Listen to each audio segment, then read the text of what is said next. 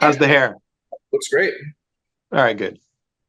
All right, awesome. Well, welcome back to Sports Forensics and Picks. I'm Matt Corbett alongside John Patterson, and we are doing our first official NCAA football video, which is very exciting. There were some games last week on Thursday, as well as yesterday night. Today is Friday, and there are a few games on the slate. One in particular that is really catching John's eye, and that game is TCU at Stanford. Take it away, John. What do you think? Well, this is interesting. There's so many new things this year. Um, Stanford's at home, a place they haven't won at since, let's see, 2022.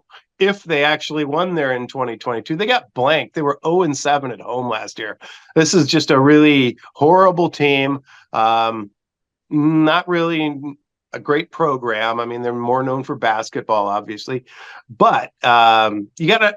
One thing that's new about Stanford this year, they are in a new conference. Mm. They're no longer in the Pac-12. In fact, there's now a total of two teams in the Pac-12. They're the Tupac, we'll call it Tupac, Oregon State and Washington State. That's all you got. That's so So, good. What do they call in the Big East? The Big E? dude, that's great. Tupac and Biggie. Tupac and Biggie. Can't beat it. Yeah, there we go. You heard it here first. Yeah, right. Good one, Matt. So that Stanford then. So you like TCU, or I think the line's -8.5 for TCU, huh? No, no, it's Really? the very first game for a program and a school and just an institution as large as Stanford. They're not going to go to the ACC, the Atlantic Coast Conference. Did they move? They're in the ACC. Stanford, no, they're still in Palo Alto.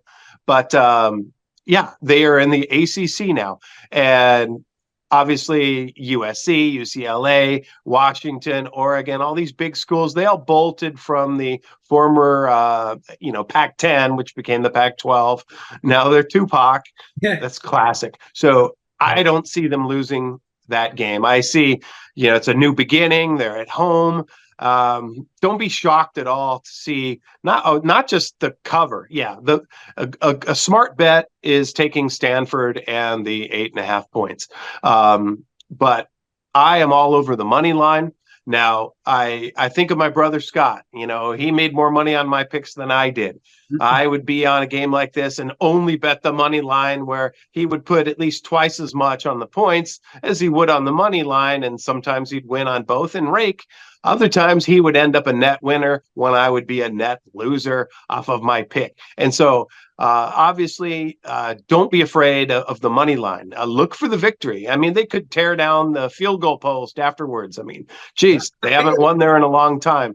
And there's got some, rabid liberal types in Stanford. So, yeah, they're going to let off some steam tonight. It's going to be a good game. I look forward to it. All right. Well, that sounds like it could be an incredible game and an incredible upset and a good fresh start for Stanford. I like It it. is. It started at plus 300 on the money line.